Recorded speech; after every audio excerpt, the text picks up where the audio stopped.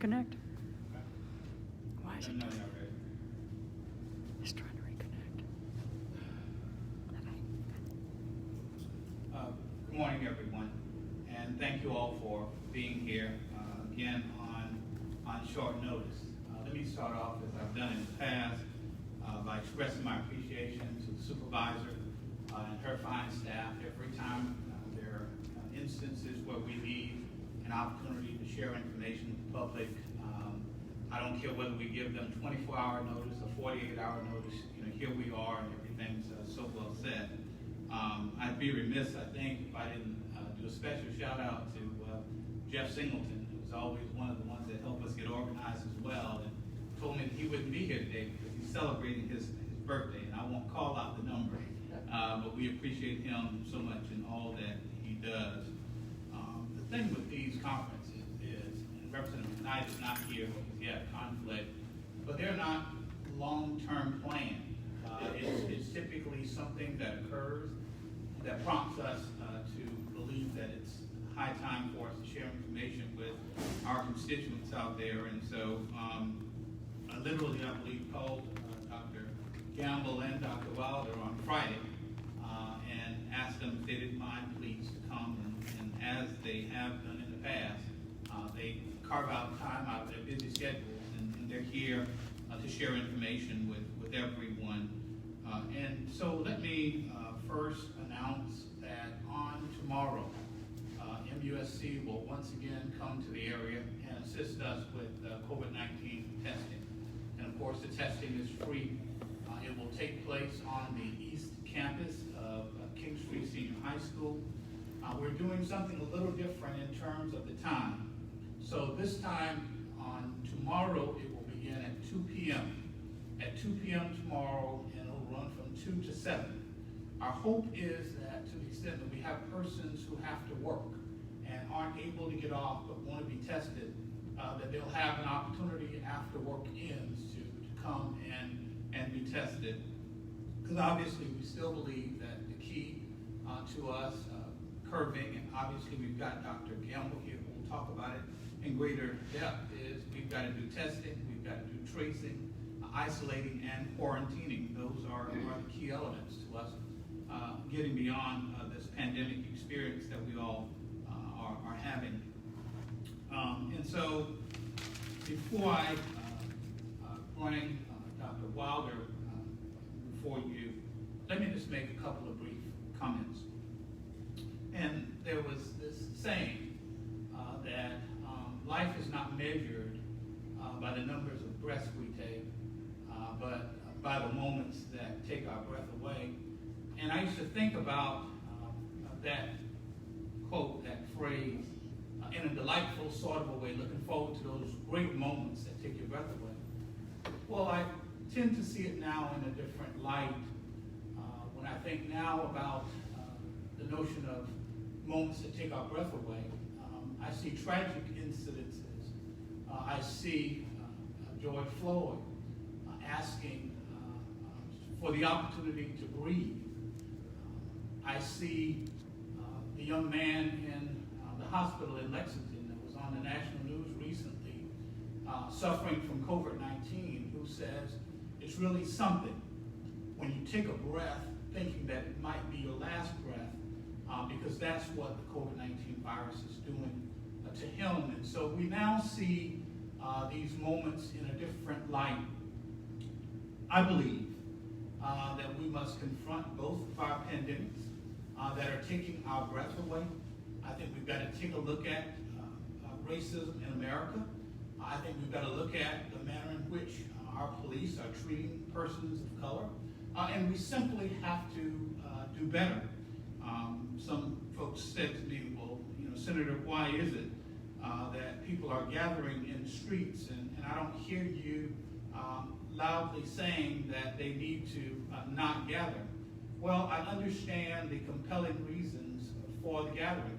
But what you will hear me say is that persons ought to practice social distancing. All of those persons ought to have masks.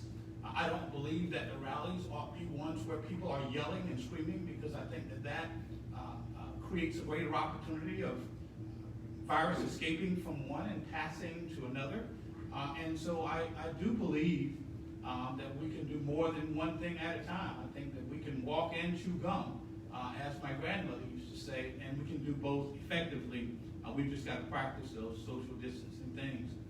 Many of you witnessed recently the reaction of our community to racial slurs that were given.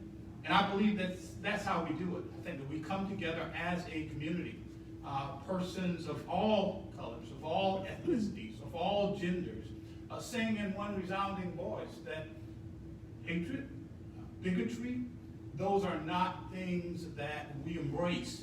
In fact, they're things that we will speak up against time and time again.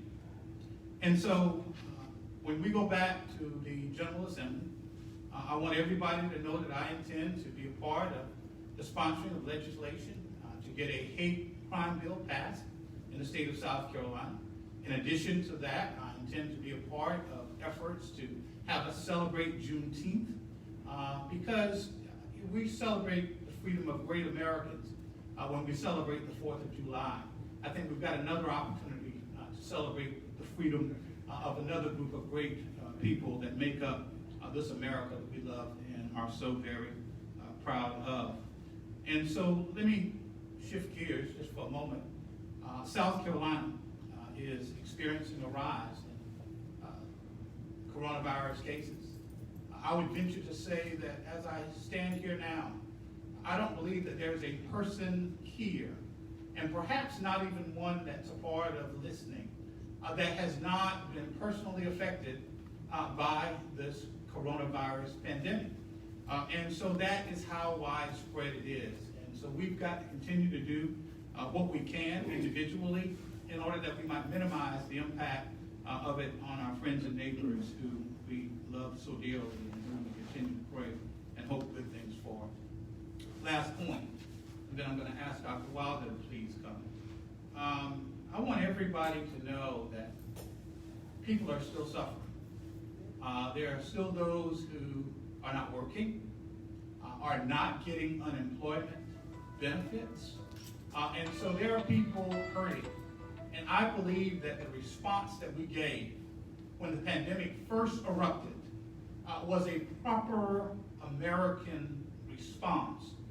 We looked out for our friends and neighbors. We gave of ourselves materialistically and in other ways. And so what I want to do on this Lord's Day is I want to encourage those of us who have been doing to don't get tired in well-doing. That we are not out of the woods yet. In fact, some would maintain that the woods is even thicker now than it was before. But together we can get through it. And so I just want to encourage us to continue to look out for one another, continue to remember that, believe it or not, you are your brothers and sisters keepers. And at the end of the day, I think when we look back, we'll be proud of those sacrifices that we made for the betterment of our friends and the betterment of our neighbors. I'd now like to ask Dr. Rose Wilder, our Superintendent of Education for Williamsburg County, to now come. Obviously, Dr. Wilder is no stranger to us. She has come to us and has given us everything she's had and probably stuff that she didn't know that she had. But I continue to be amazed by how dedicated, how committed she is to education as relates to the children of our community.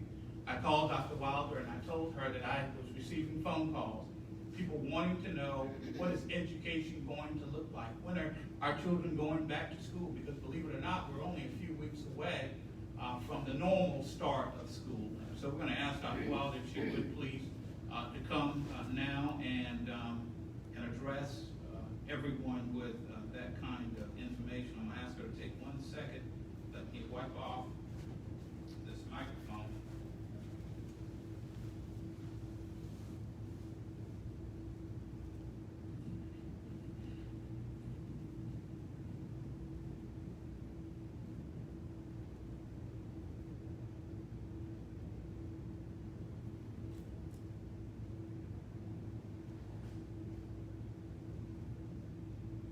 Dr. Wilder, if you would please. Thank you.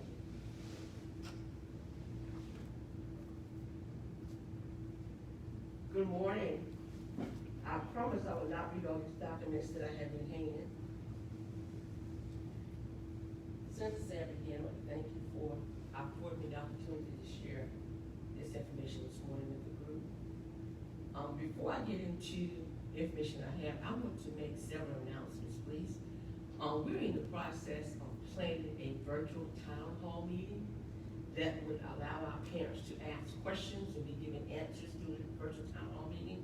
Hopefully within the next, no later than 2 weeks, we'll have that up and going. I would also like to ask those parents, if you have a child who is 4 years of age or will be 4 on or before September 1st, please register your child for the respective area that he or she lives in. And this will qualify your 4-year-old child to get a laptop, a free laptop to use at home. So the virtual town hall meeting, please register your 4-year-old child if you've not done so. Now, I will share with you what we're doing as I speak. We currently have 2 types of summer school going on right now. We have our special needs summer school program. This program is for our students with IEPs. This is the individualized educational plan. This is a legal document, and a child who has an IEP, we must adhere to that document. And unfortunately, due to COVID-19, a lot of our special needs students IEPs were not met during the regular school term, so now we're doing those things this summer. We will begin regular summer school for our regular ed population on July 15th. As I speak with you, those plans are being finalized to begin on the 15th. It will be virtual. We initially planned to do face-to-face, but since DHEC came out with this list of the hot spots and we were in those orange areas, we could not do face-to-face for our regular ed. So we're doing virtual, and the parents have been contacted and are being contacted in reference to participating in the virtual ed program for this summer.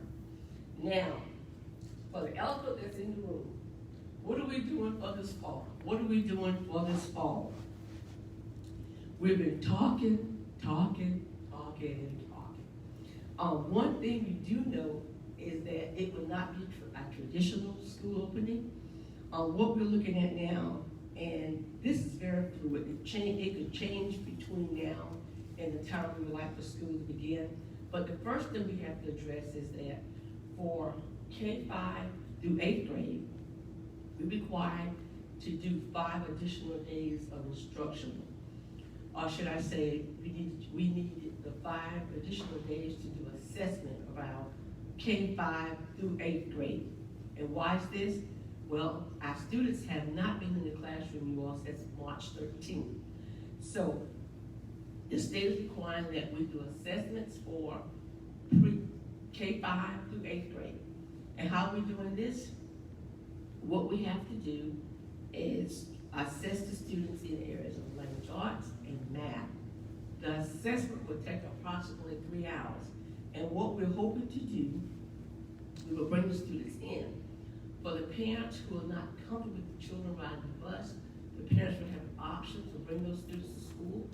And Dr. McKnight, our Director of Transportation, will get with the principals and other needed staff to finalize a plan as to how do we get those students to school. Why is this important? Because the CDC has issued guidelines in terms of how we can safely transport the students on the bus. As it stands now, and again, this is fluid, it's changing from day to day. As of now, we're saying that students in the same household may sit on the seat together on the bus. Students who are not in the same household will have to be separate seated. Again, we're working those details out. As a part of the State Department Accelerated Ed Task Force, all those guidelines are in this document. And this document is actually the State Department website, but we also put it on our website so you can see some of the guidelines that we must adhere to. Now, once we get the K-5 through 8th grade students assessed, we have approximately 2,000, maybe 20 K-5 through 8th grade students, and we have to assess those students before we officially begin school for the new school term. how will this look for our 9th through 12th grades? Well, our 9th through 12th grade students will be completely different. They will continue their 180-day schedule, but K-5 through 8 will actually have 185-day schedule. What we're hoping to do, group, is we're hoping by the time we're ready to open school, and we're looking at a target date of after Labor Day, we will do the assessments beginning the week of the 24th of August through that first week of September. We hope to get all the assessments out of the way. Hope we can get that done. And pending we get that done, then we're hoping to virtually open school for everyone. The worst case scenario could possibly be that we may have a different date for K-5 through 8 versus 9 through 12. Reason being, we need devices for all of our students. Right now, as I speak with you, we have sufficient devices for 9 through 12th grade students. The devices for K-5 through 8th grade on back order. At this point, everyone is trying to get the devices in. And we normally get out we get our devices from Dell. And right now, Dell is backed up because everybody's going virtual. What I'm trying to avoid is I do not want our teachers to have to do paper pencil packets and virtual packets. We are getting input from our parents throughout this process. As a matter of fact, within the past 2 weeks, we sent a survey to our parents. It was online, and they could actually pick up hard copies as well. I would have loved to see more parents complete the survey, but I'm pleased that we did get at least 700 parents completed the survey. And as of now, the survey reflects that parents do not want their students in a face-to-face environment unless we can assure them that it will be completely safe. I cannot imagine. I wish I could say we could do that. We're trying to the best of our ability. I can assure the parents and the community that we are adhering to all the guidelines of CDC. We actually have the cleansing supplies. We have masks for the students and adults. And we're also looking into buying shields for the younger children as well. So, to answer the question, what are we doing to open school? As I said earlier, hopefully, if everything goes as planned, we can virtually open school after Labor Day. The worst case scenario, we may have to have one schedule for K-5 through 8 and one schedule for 9 through 12. That would depend on one other factor. We discovered that we have approximately 30 to 35% of our students with no internet access at home at all. The State Department has committed, and thanks to the General Assembly, to actually paying for hotspots for these communities. My technology person, Mr. Ernie Young, has really been working very hard, around the clock. We were actually meeting with various vendors, getting a cost to possibly do towers throughout the community, but the State Department came in and said, look, there's a great possibility that we would have funding to, I think it's to pay for at least 6 months of the hotspot services and so forth. So those are the angles that we're looking at. We're trying to open school virtually. We want to make certain that the environment is completely safe. We have several platforms that we've looked at, but the main platform that we've looked at for our K through 12 students is that we're actually trying to put devices in every child's hand. As I said, we have devices for 9 through 12, sufficient number. The number that we're short of right now will be for the K-5, 8 group. So we're working to get the Chromebooks for that group, and the high schools to just use laptops. We also get new laptops for the adults and for the teachers. So with that said and done, if there are any questions from the audience, I'll be glad to answer them. But as I said, when we do the virtual town hall, it will give parents an opportunity to ask questions, express their concerns. And if there's anything anyone have a question about today, you can reach me at the district office at 355-5571, or my work cell, 843-372-4862. Thank you.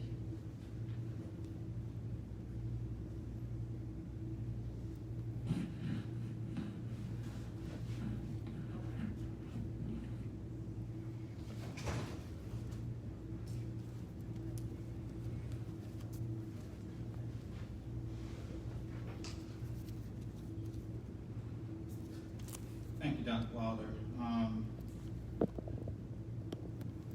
What I intentionally did not say, and this is another credit to Dr. Wilder and the person that she is, she's experiencing substantial bereavement in her family as we speak. She lost a brother and a nephew over the course of the past couple of weeks, and I told her, I said, Doc, look, we'll figure this out another way. And she says, no, Senator, as long as we're doing it at a time that I can be there, I'll be there. And so, Doc, again, I just appreciate you so much, and our prayers continue to go out to you and your family. One of the things that Dr. Wilder mentioned is this notion of hotspots in some of our areas where we don't have internet access. Many of us have advocated for some time now that we need broadband internet throughout South Carolina and all the rural communities. And one of the things that the pandemic has highlighted is that broadband internet is not a luxury. The fact and the reality is that it's a necessity.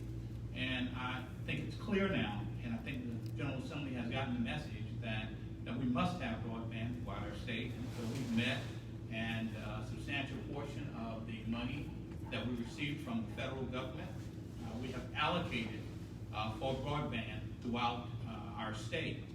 Obviously, and I want to thank Congressman Clyburn as well for what Congress is doing along those lines, but obviously we can't get it in place in time to start schools until then. The hotspot notion is what we consider to be a stopgap measure. But please don't think for a moment that we're going to rest there. We won't rest until we've got broadband throughout the state of South Carolina.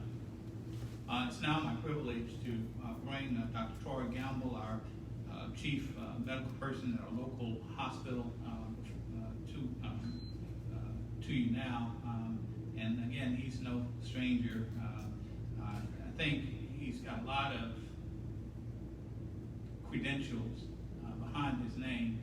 But I'm going to go out on a limb, and I'm going to say that I think that the two favorites that he has is, number one, he's a homeboy, Williamsburg County, grown and reared, and perhaps he might say that our friendship might be one of the others, but we are honored to bring Dr. Troy Gamble before you now. Give me 1 second, Dr. Let me wipe this off for you.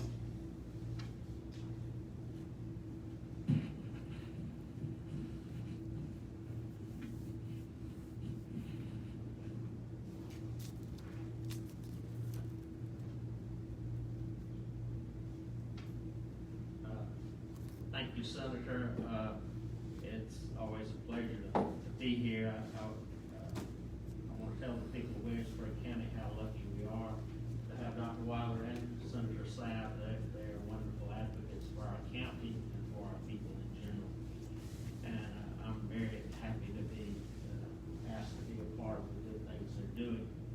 Before I get started today, I'd like to announce the hiring of a new Chief Executive Officer for Williamsburg Regional Hospital, Mr. Alan Abernathy, who comes to us from MUSC Florence, and will take over from Ms. Sharon Poston, who has retired and done a great job for us for the last 8 years, keeping our hospital alive against all odds. I think we're going to move forward now with Mr. Abernathy, and I look forward to working with him. Today's his first day on the job, so his first order of business this morning was to come with me to this news conference. So we're happy to have him with us. Let me bring you up to date on what we're doing in our hospital for you, the residents of Williamsburg County, right here at Williamsburg Regional Hospital.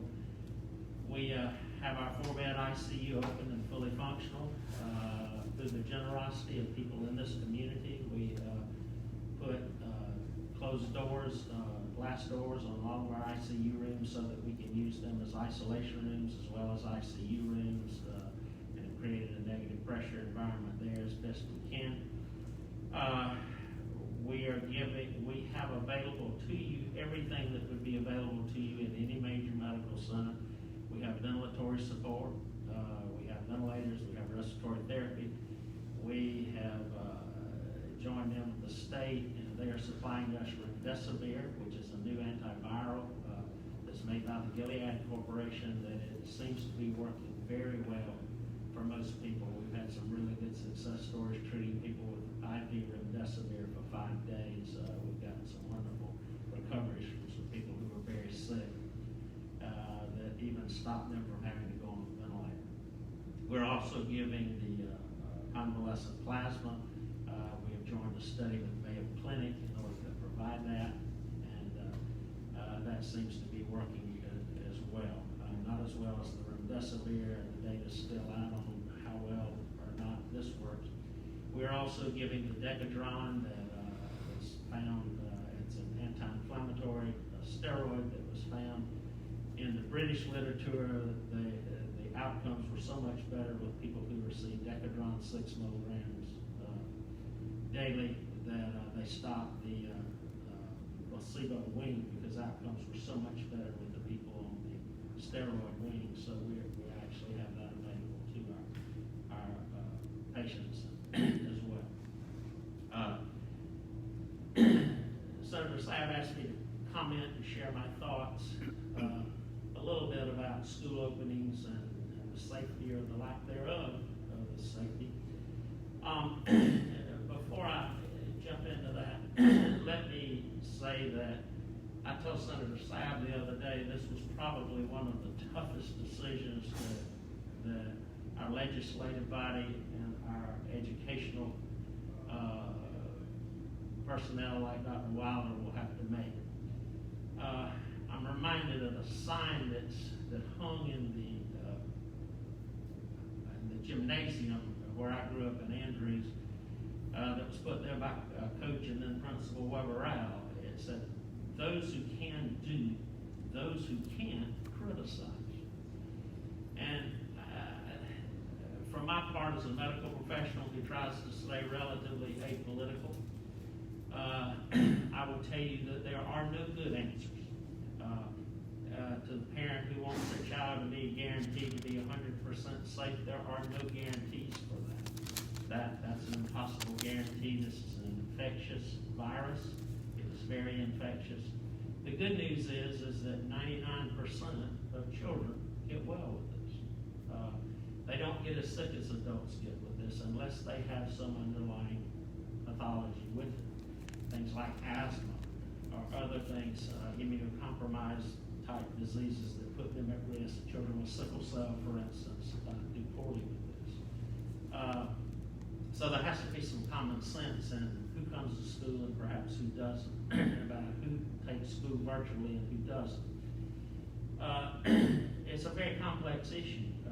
Many of our students in our county depend on school for some of their meals in a day, and also so that their family members can work. One of the most devastating things that this virus has done is that it has put people in the unemployment lines.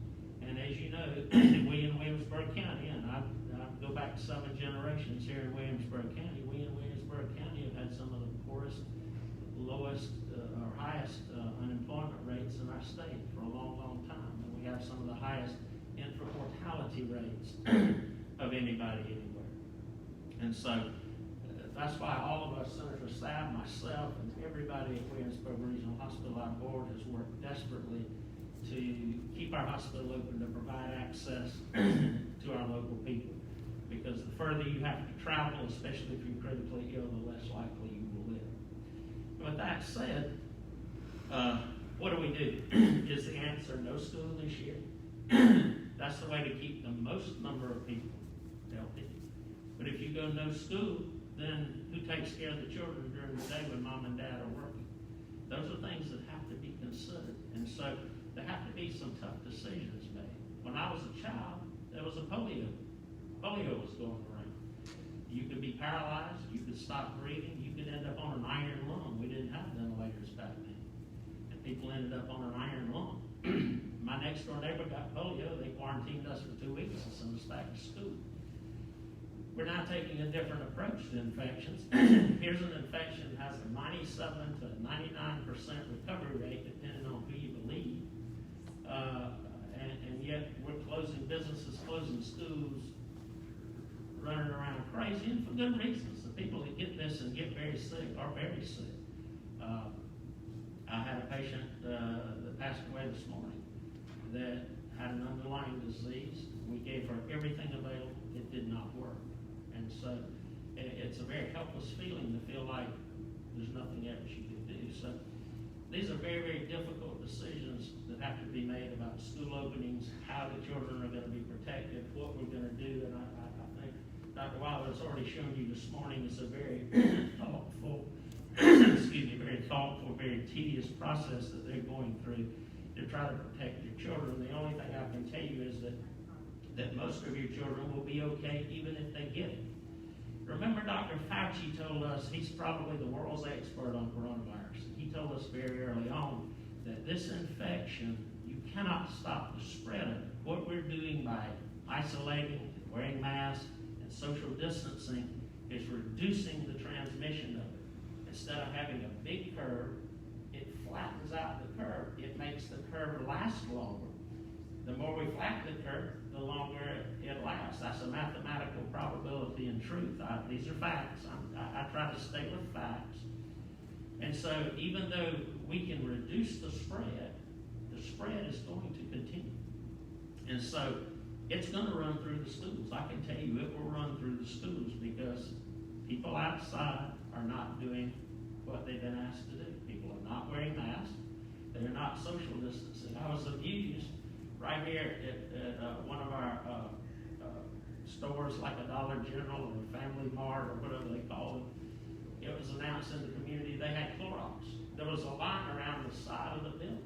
Everybody was standing in line. People were talking and laughing. Nobody had on a mask. Nobody was social distancing. That's how this virus gets spread. Most children are going to get well when they get this, but the risk is they're going to go home and infect grandmama and granddaddy. Or me. They're going to go home and infect me. I'm your only full-time doctor that runs this hospital over here that provides the kind of care that we're providing for these patients. If I go out, what are we going to do? And yet, I passed through Georgetown on a boat behind Georgetown, and I noticed people in several of the restaurants there that were all not social distancing. None of them had on masks. I would implore you, if your child gets it, please put a mask on him, put a mask on you, social distance at home, move grandma and granddad somewhere else, let them stay with somebody else, and quarantine until this passes. That's going to be the risk of starting up school. The other thing is you've seen big upticks in the numbers here. When they were asking us to close all our services down, we had one case in Williamsburg County. That was because it hadn't gotten here yet. Now the cases are exploding. I would bet 50% of the people that we're testing rapidly in the hospital for various reasons, 50% of them are positive. The good news is about half of them aren't very sick at all. In fact, most of them, in fact, almost all of them are going back home and self-quarantining at home. So some of the big uptick you're seeing and some of the uproar is sensationalism, and it's not based on fact. We have seen an uptick in the number of people in the hospitals, and Dr. Fauci tells us that's the critical part here. No matter what these people decide for you about your schools, please work with them. We have enough division in this country already. Let's come together and support these folks who are trying to make the most difficult decisions of a lifetime. This pandemic is something that has not occurred in over 100 years. Let's not be so critical of one another. Let's support the best efforts. Sure, we're going to make mistakes. Sure, there are going to be people getting sick. Sure, there are going to be people die you didn't want to die. But that's the nature of this. we cannot stop it. The good news is we do have some treatment, and it's turning a lot of these people around that would have died otherwise. We at least have some treatment now. The media's not telling you that, but we at least have some treatments that seem to be working. And so, please wear a mask. Please social distance. Please work with your legislators and your people in education. They are trying to do their best for you. One, to keep you at your job while your children go to school and yet keep them safe. There's going to be some breakdown in it. We're humans. We make mistakes. Let's forgive one another for the mistakes. Let's recognize everybody's trying to do the best they can with a very difficult situation. And stop biting at one another and attacking one another, because we're all doing the best we can. Remember, I have to come to work every day. I have to do this every day. I can't social isolate. I get exposed every day. That's why I'm standing here wearing the mask, even talking to you, because I may have it now, and I don't want to blow it out there on y'all, because I get exposed every day. And I've been doing this, we're 4 or 5 months into this thing. Knock on wood, I haven't gotten infected because I dress up like an astronaut when I treat these folks. But I just want you to understand that there are those of us, teachers, doctors, people that run essential businesses, we're on your front lines every day. We love you. We do it because we care about you. And I just hope we can all work together and not be so critical of one another in these very difficult times. Thank you for your time. If there's any questions, I'll try to answer them for you. Otherwise, thank you for having me as always. And I love Williamsburg Hospital, and I love Williamsburg County. Thank you.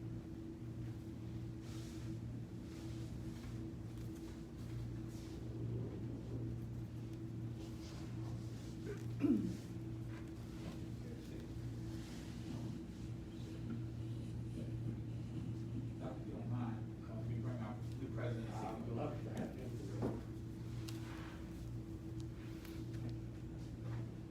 Thank you. Good morning. Thank you for having me. My name is Alan Abernathy. I am the new CEO of Williamsburg Health. As Dr. Gamble said, I've been on the job for about 2.5 hours now. I had the pleasure to come to my first press conference right off the bat here. So I'd just like to say, being new here is I've been very welcomed in this community. And I look forward to working with this community. I'd like to just mention one thing that Senator Sapp mentioned, which are the woods being thick. How we typically find our way out of woods is with a compass. Okay, that compass points north. And Williamsburg Regional Health is going to do the same exact thing. We're going to follow our true north, follow that compass, which is the health and well-being of this community. So with that, I was just going to be brief and say thank you for having me. Thank you.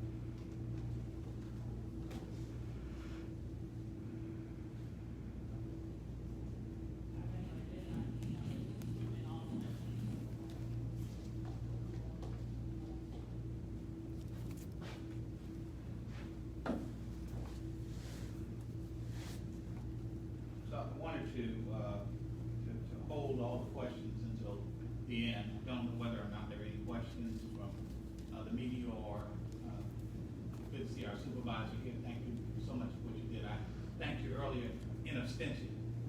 We appreciate you and all your staff has done each and every time that we've called upon them.